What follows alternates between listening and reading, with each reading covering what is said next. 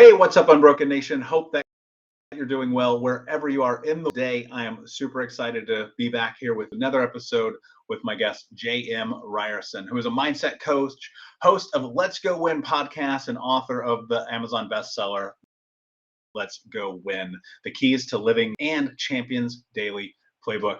JM, my friend, what is going on in your world today? Michael, what's up, my brother? Thanks for having me on the show. I'm excited to be here. Man, I am excited to have you. For those who don't know, if you can give us a little bit of background and tell us about how you got to where you are today. Yeah, man, it's this is the fourth company that I've been a part of, either building or being a part of, but this is the one that really gets me out of bed because I get to work with people and help them fulfill their potential. The company exists today literally to inspire people to live their best lives. That's why it was started. The whole book started with for my kids. And I just really enjoy working with people and seeing them do more than they think, because I try never to use the word hate. I try not to, but I do hate self-limiting beliefs. And the whole company is set up to hopefully eradicate and remove those for anybody that I particularly influence or have any piece of. So I'm a kid from Montana. I love to read. I love to write. I love to work with people. And so it's just been an awesome just a fun journey. And every single day I wake up, get out of bed, and I know that my mission will never be filled to have people live their best lives, because there's always stuff going on. So it just means every single day I got a lot of work to do. Yeah, I love that, man. I think so many of us have this thought or process of wanting to live our best lives, but it also feels like this cumbersome journey. And I would have to guess, and this is maybe had so many conversations, this probably wasn't the way you always thought about life, was it? That you could live No, your brother. best I life? mean, yeah, it's always, we're always evolving. And so, no, I wish I thought this way when I was, my kid's age, because, it'd be interesting to see where I'd be today if I didn't have some of the junk that I had as a kid and as I got into my 20s and even my 30s. So, absolutely not. It's something that I continue to try and learn more and absorb. And there's so much out there to learn and unlearn. And it's been such a cool process for me personally. And then everyone I work with, what's cool is I can literally say, oh, yeah, I went through some stuff as well that wasn't ideal. I definitely didn't live my best life for X amount of years. And I think it makes you more relatable, because if everything was so easy and everything came so easy, I don't think that would be relatable. I don't think people would really be able to trust that you know what the heck you're talking about, because you haven't really gone through some of the stuff that you have to go through in order to find what is your best life. So what is your best life? I think it's just literally waking up every day and just being excited about what you get to go do. And so, no, it has not always been this way, brother. That's for sure. Yeah, and I love that. I love that definition, and finding that excitement is like pivotal to me. I'm like, if you can get up every day and operate through this scope of like, I believe this, like I'm going to move towards this. It's such a big difference than operating through the scope of fear. And I'm always thinking about like, how do we really help people navigate that? What I'm curious about though, before I ask that question, you said something that really stuck with me here, and you said you've had to unlearn things. What does that mean? What have you unlearned? Well, some of the hardwires that we're given, for me specifically, I'll take the relationship of money. I learned from my dad specifically that it wasn't real great. So when I got into my professional career and as I started making significant amount of money, I didn't feel great about myself. I was always kind of taught that that wasn't necessarily a positive thing, that the pretty people had that. And so I had a negative connotation kind of wrapped around it. Why? I don't know, other than I learned this behavior by watching my dad, listening to some of these comments. Now, he and I have talked about this. So if he was listening to the show, he knows that this is what my process was. But I had to unlearn, like, making a lot of money isn't a bad thing. That doesn't mean it doesn't mean anything one way or the other. And for me, I had to learn that. I had to relearn that, you know what? If I do make a lot of money, then I can give back to a lot of charity. Then I can create these companies. Then I can do whatever the heck it is. But there's no good or evil tied to this dollar bill. It's really what you choose to do with it. But that wasn't the case. So that was something I absolutely had to unlearn because, again, our hardwires, they're given to us at a pretty young age. And I love my parents, they're amazing. And I think I'm an okay parent as well. But I promise some of my self limiting beliefs have been passed down to my kids. And so they're going to have to unlearn that as well.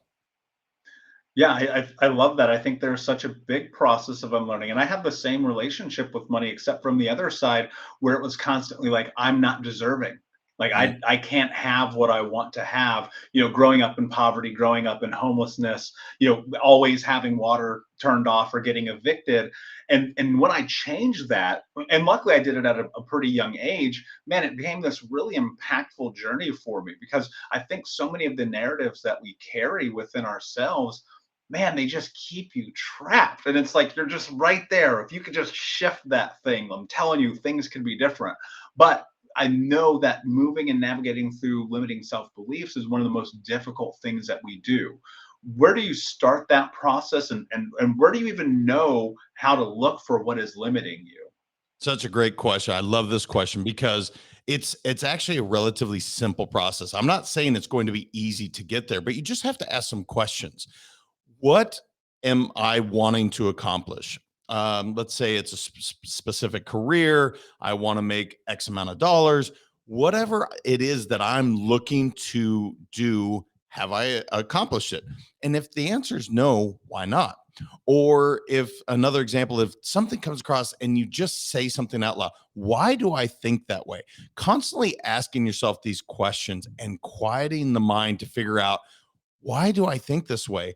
Once you start to do that, then you'll start to say, well, I learned it through whether it's my parents or my environment growing up or whatever. And if it's not serving you, can you unlearn that? Can you go find another way to do that? And so I think anytime that you can just question, why do I think that way? And is it serving me? And if the answer is no, cool. Let's figure out how to think differently. What do I need to change from a mindset? Because I truly believe if you upgrade your mindset, then you upgrade your habits. You can upgrade anything, whether that be your career, your relationship, your life. If you just do a small upgrade in your line of thinking, so it's a constant process for me of quieting the mind, meditating. I definitely journal a lot and spending time with myself and asking those questions like, why do I think this way? Is it good? No? Cool. Let's figure out how I can think differently. And I believe that, and this was my experience too, so that's why I believe this, that you'll have that thought and you will go through that process and you'll sit with it and go, okay, this isn't serving me, this isn't beneficial. I understand like whatever I'm thinking right now is keeping me trapped. But then there's also the side of it in which in that acknowledgement, you still don't do anything, right? How do you Yeah. go And through that? Like I think people just get so stuck there, right? They're like, ah, I know I'm not showing up for myself. I know I'm not going to the gym. I know I'm not doing all these things. So how do you really start to shift not only the thought but the action as well? such a good, again, another great point. When you figure out that, yes, I'm not doing that, what is that doing to you or not providing to you? So let's say if I'm not showing up as the best parent, what is that then doing to my kids? Now, one thing I know about every parent, they want more for their kids than they had for themselves. That is the common theme of every parent I've ever met. Now, if your self limiting belief is getting in the way, and you're like, well, I know I'm not showing up. Then you look a little further and say, what is the why behind what? If I change this behavior, what then changes? And if you get it something that's bigger than just yourself. So, for instance, the one thing that most people are not willing to do is harm others. They'll hurt themselves all day long. They'll lie to themselves all day long. But when it comes to other people, especially a spouse, significant other, a child, family members, if you associate it to me not showing up as my best self, I'm harming these people, then it becomes bigger than who you are. Then it's like, okay, I see the repercussions of my actions or inactions, and then I can go to work on changing those behaviors. And in that, when people are going through that and looking at pain often being this really interesting kind of precursor for action, is there a way to do that, and so that you're not only looking at it from the aspect of worst case scenario, but from the positive side of things? Well, I actually hope that people do, right? I actually try to, yes, fear is a real thing, but it's actually pretty much created. So I try to always look at what, if you, let's say your goal was to make $10 million. Okay, cool. Why? Why is that important to Michael? And Michael would say, because then I can buy a nicer home, I can provide X, whatever the answer is. Okay, cool. Now you've at least associated something positive or something meaningful behind making this uh, amount. To answer your question, can you? Absolutely. That's probably the biggest thing I do when it comes to mindset. Why do we focus on the negative? So if you believe in the power of attraction, whether that's energy, the law of attraction, if you believe that everything you focus on actually you are able to manifest, which I truly do believe, then if you're focusing on negative, that will continue to come with you. And when I work with athletes, I see it every single day, because when they are focused on what they don't want, guess what comes immediately? The thing that they don't want. But when they start to focus on what I really want, something positive, something maybe they don't even think they can obtain, it's amazing how the world just starts to open up for you. So sometimes I've had people be like, well, that's a little woo woo. Cool. It could be, but guess what? If it works, do you care? No? Okay, cool. Are you willing to try? Yep. All right, let's give it a shot. So it's just amazing to me when you put it out there. And that's why I have every client I ever work with write down their goals. Then we verbalize it out to the world. And then we're willing to share it, because then the universe, God, energy, whatever you want to believe in, I really don't care what you call it, it starts to provide for you. So that's probably just one small shift that we can all make, is focusing on something positive rather than something that probably wouldn't even happen unless you put it out into the world. Yeah, it's the old adage where attention goes, energy follows, and Mm. I've seen it play out in my life so many times where, sometimes I do stuff that's like literally I look at it, JM, I go, that's insane. Like I got Grant Cardone to invest $10,000 into my business. Like that's insane. Like nobody does that. People are normally giving Grant Cardone their money. You know what I mean? I've spoken on stage in front of 10,000 people. I've traveled the world and back again. I'm just a kid from the hood who was homeless, but I made a decision and I put it in the world and I closed my eyes and I visualized it and I put it out there. And it's so funny to me when you sit down and you write your goals every day. And I've said this ad nauseum on this show, but hopefully people are really starting to understand it, that when you do that, your energy goes there because it's at the center of your mind. It's where you go. But I think so many times in life, people are just so focused and consumed on winning and the result and wanting the end of it. They're just like, I just want that thing.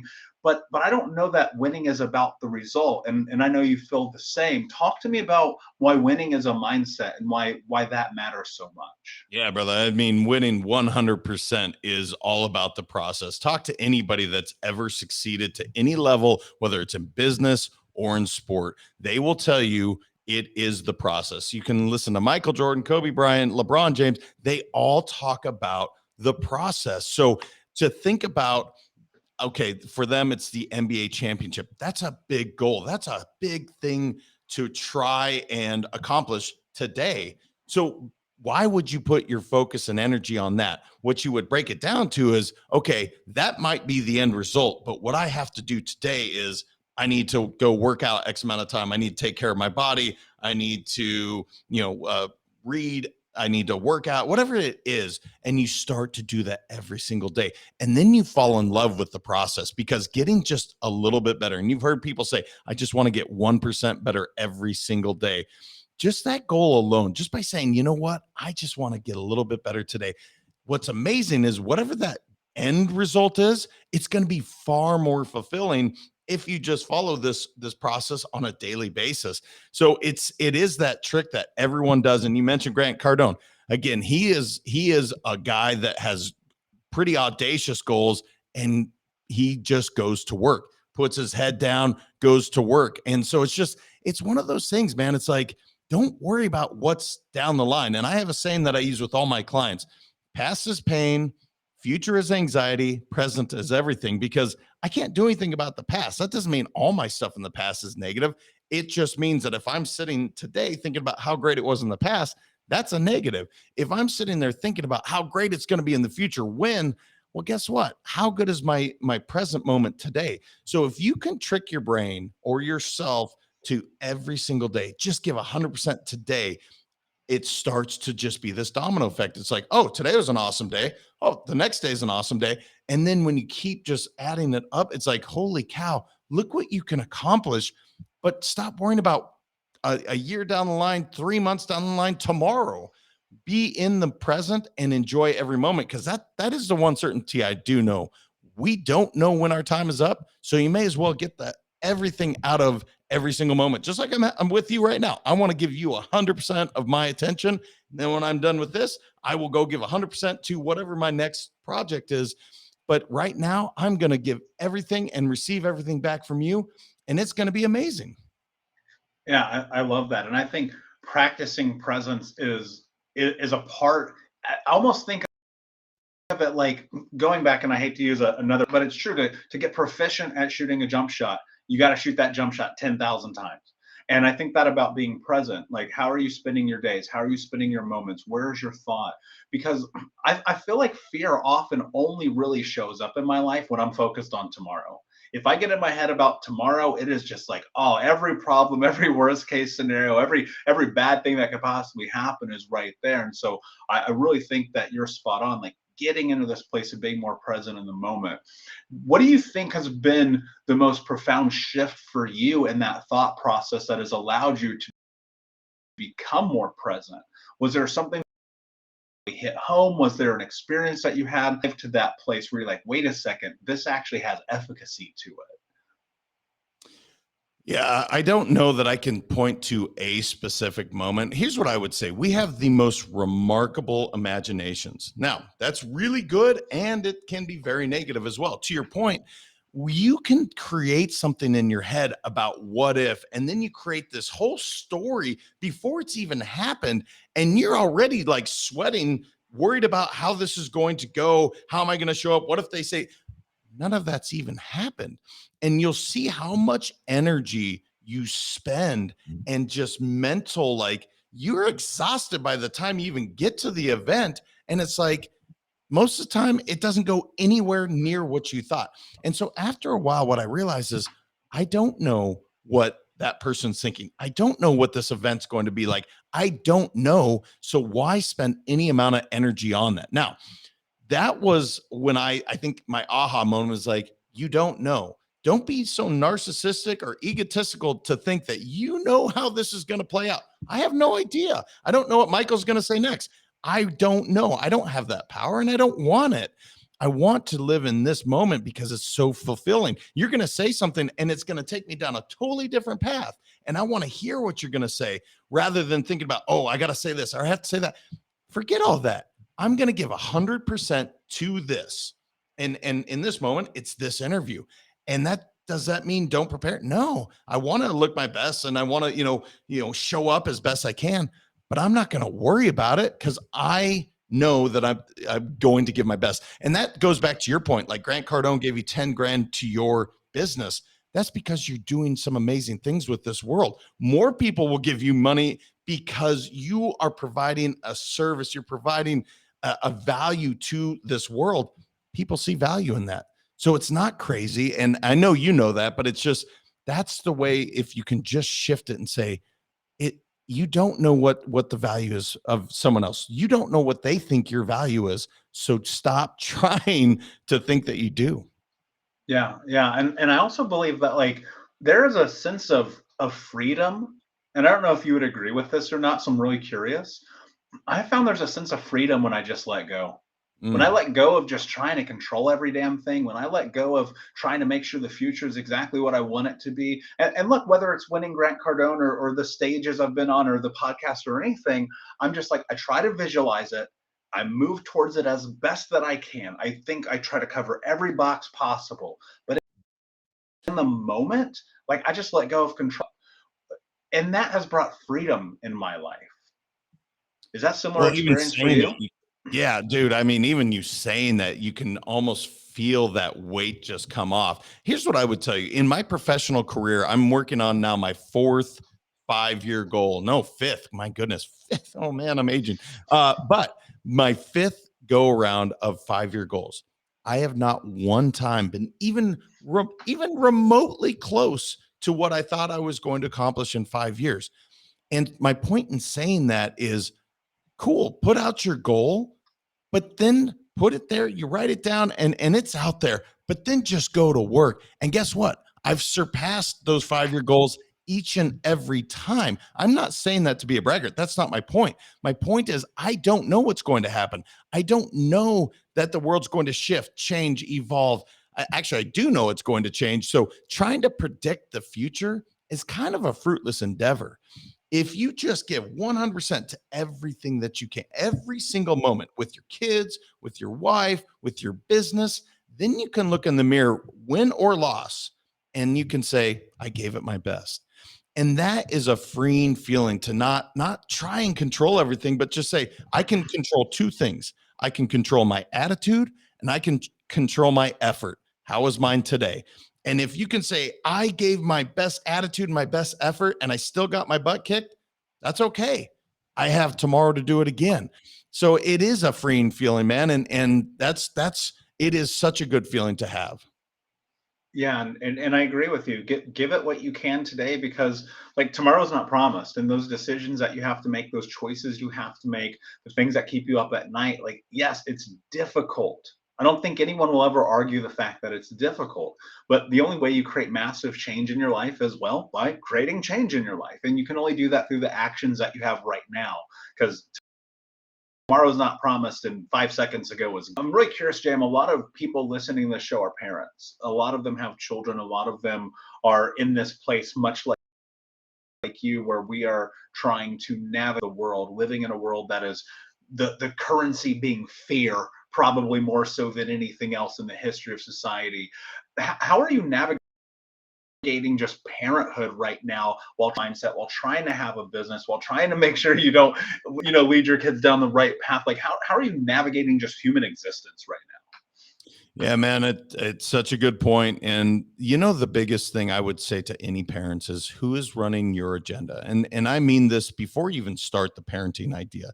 So is it, the news? Is it social media? Who's running your mindset on a daily basis? Because so often we just wake up and our habit is pick up our cell phone or turn on the TV and see the news. Well, the problem or challenge is, now you have CNBC, Fox. I really don't care which side of the aisle you're on. They're running your agenda instead of you. So the first thing I always tell all parents is, what are you doing to feed your brain every single day? Now, if you are like, I'm doing the news thing, cool. Let's find a more positive way to start your day so you can choose how to run your agenda. So then once I've done that, then I'm just radically transparent with my kids, man. I tell them, here's my goal, here's what we're gonna do, and here's and then, by the way, I'm gonna make mistakes all the way along the line, but you know what I'm trying to accomplish. And so when I'm just honest with my kids, because my kids and all kids, they're way smarter than we typically give them credit for. They can assist in this parenting as long as you allow them the chance and the permission to say, you know what? Here's what I really need, mom or dad. Help me. But if you close down that communication and you go with the old school way of like, you do it because I'm a parent and I told you so. As a kid, as all of us were, we shut down when our parents said that. So I try to eliminate any of that. And I just talk to my kids like, hey, what's going on, with school? And they tell me, or, how's it going with sports? And they tell me. And the other thing that I do, brother, and this has been something since they were babies, my kids have said the same daily affirmation since they were able to speak. And that was just speaking into existence some of these things that we are talking about, because I wanted them to know that they are confident and they are strong and they are intelligent, they are athletic, they are dynamic, good looking, popular, talented, independent boy with a growth mindset. They have said that every single day. My son's 15, and that is hopefully to shape him so he knows when the world says he's not, I don't know, good looking or he's not dynamic. He knows deep down, yes, I am. Man, that's really beautiful. I want to like clap for that. You know what I mean? Because I feel like shit, if I would have had that when I was 12, 13, 15, man, how different my life could have been. I know that some people who are going through this process of their own healing journey, of changing their mindset, of coming to a growth mindset, of achieving goals, of all these things, they're in this weird juxtaposition where they're facing that limiting belief of, is this who I really am? Do I deserve this? Can I actually be this person? While simultaneously trying to filter these things that they're learning down into their kids and feeling fraudulent about it, right? How do you start to navigate that? Because I'm right now, and I really want to hopefully give people something practical that they can use to kind of take these ideations that we have right here and also give them to their children as they're on this journey. Yeah, man, self-sabotage and imposter syndrome immediately come up when you said that. And by the way, everyone, here's the thing, everyone feels it at some point. Some people are able to mask it or kind of push it to the side better than others, but the first thing is to realize it's okay. You do feel that way. What is your intention? It's one of the things all my clients I ask every single day. What's your daily intention? So for me, I wanted to be radically optimistic and present in every moment today. That was my intention today. And so if your intention is pure, I'll give you an example. Me writing a book, I had the imposter syndrome when I was writing. Who am I to write a book? What's my pedigree? What do I know? And the truth is, it's a story. It's my perception of the world that I want to share. And the gal I was working with, because I actually originally wrote it for two people, my two boys, she said, I didn't know you were selfish. And I said, what do you mean? She said, if you only share this with two human beings, you're selfish. And it was such a poignant like moment for me to be, you're right. She was absolutely spot on. If I chose to hold this to just my family, that is such a selfish act. So for those of you that are thinking I'm not this, I'm an imposter, you have so much to bring the world. Don't be selfish by holding it to yourself. Share it with the world, and if your intention is good, it will be received extremely well. And I always look at it that way. If you have a gift and you don't share it, shame on you, because the world needs your gift. We all want this world, hopefully, to be a better place. That's what my company is all about. Is like literally, I want everyone to win because it's an infectious thing. And so, if you share your gift, that positive, beautiful thing you can bring to the world, guess what? Then the next person will share theirs as well. The next person will share theirs. And then we can all start to win together rather than it being you versus me, or they're doing well and I'm not. Forget that. Share your gifts. And I found in that, most time, the vast majority of times, people are going to be supportive of you, and people are going to want that, and people want to see you change. They want to see you become different. They want to see you become the best version of yourself, or impacting your community, your family, your children, your world, because they want that for themselves too. And honestly, even the people who don't, who try to bring you down, who make you feel less than, that's their way of reflecting that they're scared to be who they are. I encourage people, just like you said, like, just go for it. Like, if you got the next best book, if you have the next greatest tip for how to be an amazing parent or how to love yourself, and you're not sharing that, I agree with you, man. You're selfish. You're selfish, and you need to go look in the mirror, and you need to understand why you're being afraid of being someone who can bring value to the world. When you're in this, and you're heading down this journey, and you're trying to leave this impact in the world, JM, what is it that, and I want to talk about your company for a moment, because I think it's important. Like, we're a better place. Like, why does that matter to you? Why is that so important? You could do literally anything else on planet Earth. Yeah, it's such an interesting question. And here's why. This path that I chose was not the easy one, i.e., my third company, it was just killing it. And in terms of monetary, I could have just stacked chips in the bank, and that could have been an opportunity for me, I guess. This was just something that I was called upon to do. And I mean that not even in the spiritual way. I just mean I knew there was something more that I just wanted to do. And the moment that I started to do it, you talked about the word free and how that felt. It just it spoke to me in a way, it made me be so much more fulfilled than I had ever felt, certainly professionally. And it's just one of those. I ask myself all the time, why? Why didn't I just choose to do hedge fund managing or finances and just, and again, go be on a boat and sip mai tais? Because that's not how I'm wired. I love to write. I love to share. This is just what gets me going. And you said earlier, brother, I thought what you said was so important. And I do talk about it in the first book because we want to see people's true, authentic self. It is, I think of people on stage, if they win like a Grammy and you have two speakers, one that's really polished, he gets up there, he thanks everybody to the T. Okay, great. And we've seen thousands of those. Or you have someone get up there and they just start crying, thanking their moms and their dads and their managers and their whole team. Those are the speeches you'll remember for the remainder of your life versus the really polished ones, because it was authentic, because it came from the heart. That's what we all seek to see. I don't want to see somebody wearing a mask. Look, if you want to wear a mask, let's go to a party. But in every day, I want to see who you are. I want to see what you're really all about, not necessarily the polished version, but rather what really moves you. And for me, brother, this company just does it.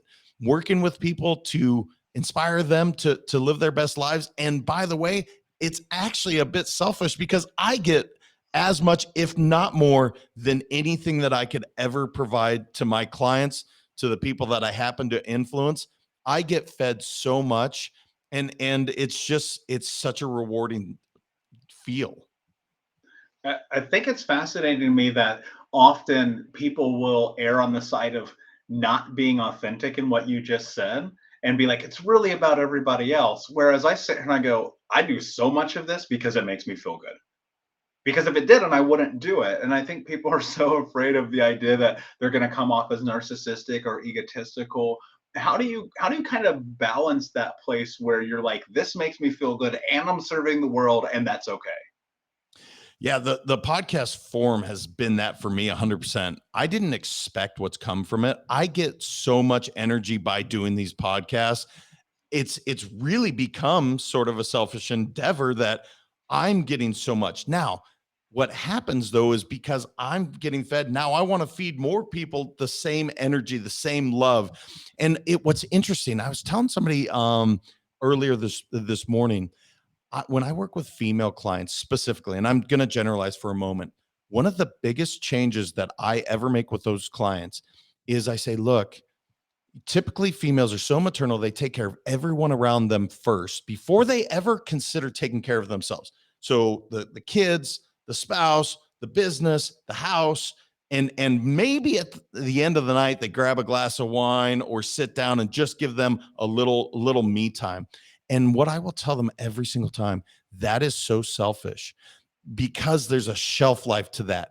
If you would just take that first hour and take care of you, and I believe in taking care of the mind, the body, and the soul every single day. It doesn't have to be a long amount of time, but if you do that, then you're able to really show up for your kids, for your spouse, for your business, for your home in a different way as the best version of you. So if you can change that, it's actually the most unselfish thing that you can do by being selfish for a little bit of time every single day. And I don't know why it's this way. I don't know if we've been conditioned as human beings, but the females typically are the ones that I speak to the most on this. I'm like, I want you to be more selfish so that you can be more unselfish. Right now, you're being so unselfish, it's extremely selfish. And it's weird how that works. But man, the breakthroughs that I've seen when they just take that hour every single day, they take care of themselves. They are filled in a different way. They're happier. Their kids are happier. It's such a unique and really rewarding thing to watch. Yeah, I love that. And it so much reminds me of the old adage, like you cannot fill other people's cup if yours empty.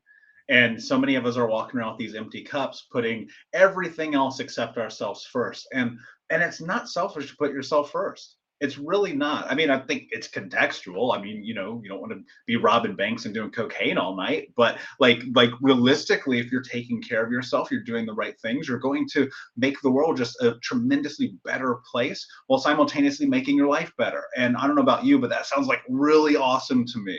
JM, this conversation, man, has been incredible. Before I ask you my last question, though, can you tell everyone where they can find out?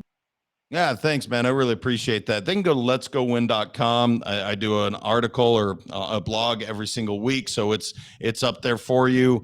And then Let's Go Win 365 on all social media platforms, and then Let's Go Win podcast. So I try to make it as easy as possible. But man, I appreciate it, man. This has been awesome. I'm looking forward to that last question too.